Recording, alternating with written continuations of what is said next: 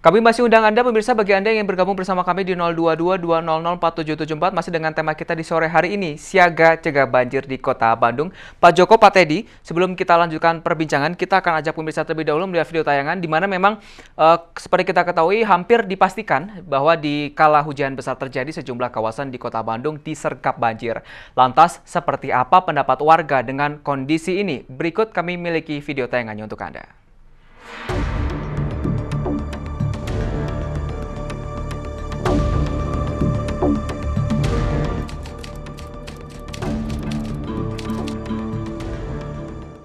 Diperbaiki aja lah dorong sungainya, bagaimana para ahli lah. Kalau kita kan awam, bagaimana cara-caranya kan kalau ahli tidak tahu gitu ya. Caranya ini harus gini gitu kan supaya nggak banjir lagi. Gitulah. Jadi jangan banyak survei tapi survei tidak membuktikan gitulah. Ya. Kalau itu survei pasti ini gejalanya ini harus gini gitu aja. Kalau saya warga di sini. Ini aja saluran-saluran aja di inilah gitu, diperlebar atau gimana gitu. Ya. Kalau misalnya kami sebagai karyawan ya kadang-kadang ya terganggu juga, nggak tenang. Udah 2 minggu banjir. Udah 2 minggu banjir terus. Atau pengennya dari keluarga mah pengennya diperbaiki atau dilebarin gitu. Jadi nggak kena banjir yang lain. Saluran airnya, Pak? Iya, airnya. Iya, limpahan dari Citepus, dari atas, dari Pastur ke sini. Tidak ada penyerapan, Pak, ya? Nggak ada.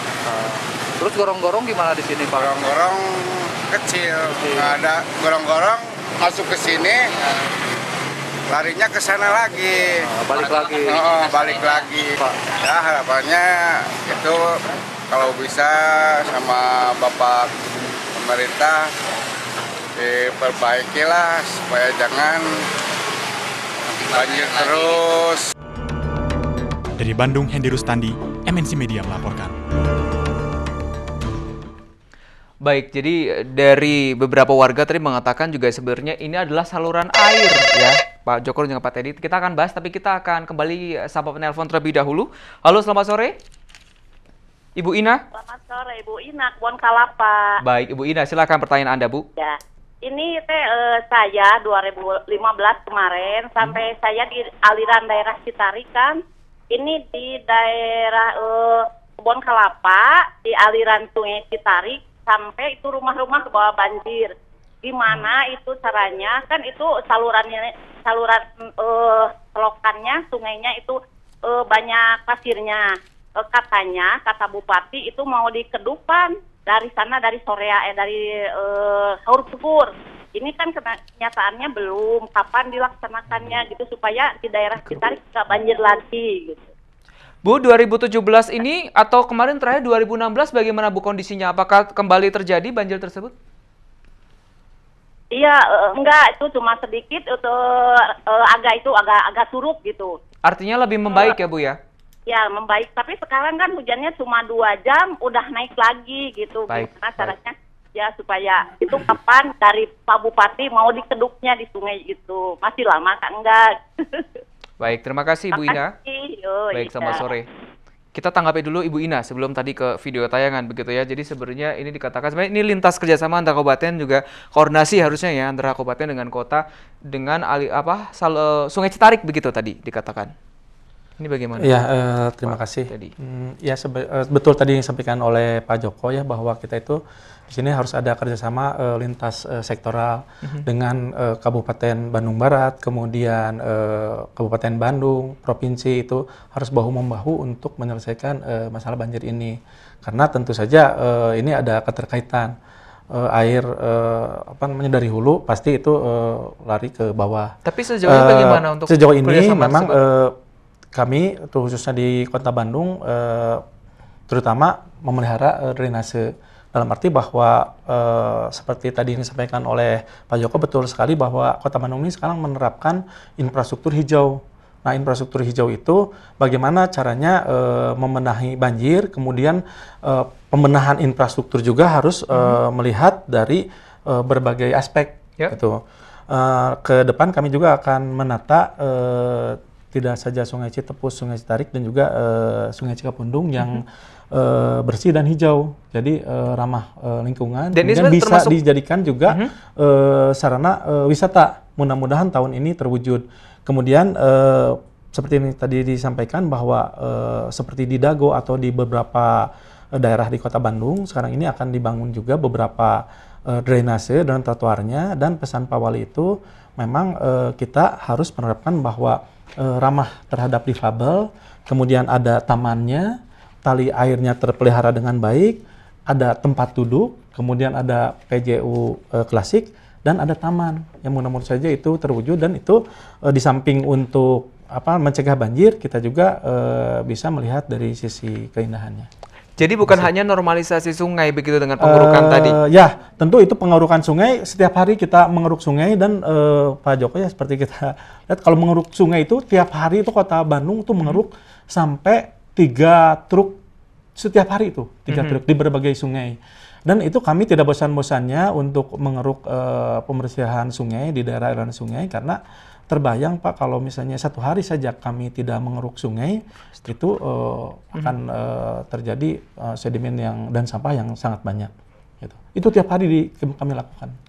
Pak Joko, memang dengan infrastruktur hijau ini akan betul-betul bisa tepat begitu dan efektif untuk Kota Bandung saja? Ya. Inti perbedaannya adalah dengan konvensional infrastruktur itu kan engineer itu melihat persoalan itu seolah-olah tadi misalnya banjir, kemudian bangun saja tanggul kan, itu sangat pendekatannya sangat engineering begitu ya. Nah, dengan infrastruktur hijau ini salah satu parameter yang dimasukkan adalah karakteristik ekologi. Jadi kalau bicara banjir kan sebenarnya tidak terlepas dari tadi kesalahan kita di dalam mengelola lingkungan kan. Jadi dalam mengelola lingkungan. Jadi pertanyaan pengerukan misalnya, seberapa sering pun upaya pengerukan, tetapi kembali tadi kalau konversi guna lahan di hulu itu masih terjadi dengan intensitas yang sangat tinggi. Yang saya amati di Bandung Selatan maupun di Bandung Utara, itu pergeserannya mulai dari hutan primer, kemudian perkebunan, kemudian menjadi misalnya tanaman sayuran. Nah, tanaman sayuran ini kalau dari sisi konservasi tanah sangat-sangat buruk ya, dalam arti erosinya akan sangat tinggi sekali. Nah, erosi tinggi ini kemudian dibawa oleh runoff, masuklah tadi ke dalam alur-alur sungai maupun nanti sampai ke drainase begitu. Jadi itu apa yang disebut konsep green itu adalah mencoba mempelajari karakteristik ekologi dan kemudian kita menerapkan itu di dalam mengembangkan infrastruktur. Dan dengan cara tadi mengubah seperti ada taman begitu dan beberapa hal infrastruktur lain, penunjang lain begitu ya. Betul. Kita tanggapi video tayangan tadi terkait dengan drainase. Sebelum jeda juga Pak Joko tadi sempat mengatakan bahwa untuk Kota Bandung memang diakui drainasenya masih jumlahnya kurang dan masih ada beberapa yang buruk. Tapi upaya-upaya lainnya yang sudah dilakukan begitu oke sebenarnya ya, dengan perubahan yang tadi juga sudah dirasakan begitu. Kita tanggapi tadi beberapa pendapat warga mengatakan juga sebenarnya mereka masih melihat saluran-saluran air atau drainase memang masih buruk begitu. Nah, ini bagaimana? Kalau upaya-upaya tadi sudah dikatakan upaya jangka panjangnya begitu ya, proyek besarnya sudah akan membuat hal-hal tadi ada kolam retensi dan yang lain-lain begitu ya Pak Teddy. Kalau Anda menanggapinya gimana nih? Ini saluran air saja yang paling sebenarnya mungkin paling mudah atau sebenarnya justru yang paling sulit untuk bisa diatasi. Dan tadi sempat ditekankan juga, dikatakan warga tampaknya nih pemerintah survei-survei saja tapi kok actionnya rasanya kurang ya gitu. Ini tanggapan warga tadi ya. Itu menanggapinya gimana? Sebenarnya sudah banyak yang kita perbuat ya. Tahun lalu itu kami membuat 21 drainase. Baik itu memperbaiki maupun memperlebar drainase seperti di Dago, kemudian di Jalan Riau alhamdulillah sekarang sudah agak berkurang. Tahun ini kami akan juga memperbaiki drainase di 15 titik. Ya, dari 15 titik yang sekiranya nanti drainase itu kurang baik gitu. Jadi kami akan memasang drainase dan sekaligus memperbaiki beberapa drainase yang tidak berjalan lancar. Apa sih Pak kendalanya itu untuk permasalahan drainase ini? Saya sering kali melihat drainase itu banyak sekali sampah ya, sampah baik itu sampah rumah tangga maupun sampah pembangunan gitu, sedimen. Tapi kami setiap hari tentu membersihkan dan memetakan titik-titik mana saja yang istilah kami itu di Bandung itu banjir cilencang. Nah, kami melihat kalau misalnya banjir cilencang ada lebih dari 25 titik banjir cilencang. Dan kami biasanya ketika ada banjir terjadi ke 15 titik banjir cilencang itu kami menyiapkan seperti tadi gitu.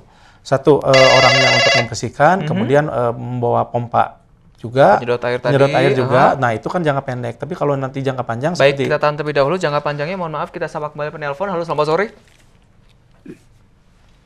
Pak Rahmat? Sudah. Ya. Silakan Pak. Ya betul. Selamat sore Pak. Ya. Sore. Saya Pak Haji Rahmat, penduduk asli Pagarsi. Saya merasa gembira di Pagarsi, katanya mau dibikin tol air atau basement. Yang saya tanyakan, tol air itu dibikin ya bagus, tapi airnya lari kemana? Kalau air tidak disalurkan lagi, seperti selokannya dikeruk atau di lurusan yang belok-belok, itu percuma, Pak. Karena rumah saya prosesi di situ. Air itu dari Pagarsi naik ke Astana Anyar, kembali lagi ke Citepus lagi, masuk gang saya, tuh gang Tresnasi, Pak. Nanti setelah ada basement air, tuh rumah saya akan habis tuh. Saya mohon perhatian, Pak. Jadi seharusnya diluruskan dulu belokan-belokan. Citepus ini makin ke selatan itu makin menyempit, apalagi. Baik, saya sekali terputus, tapi kita sudah bisa pahami lah ya, begitu artinya keluhan warga langsung di wilayah Pagarsi yang selalu juga merasakan begitu, dan ini keluhan terkait dengan pembangunan tol air dan juga basement air. Kita akan bahas ini, tapi kita harus kembali jeda, pemirsa. Kami kembali usai jeda berikut ini.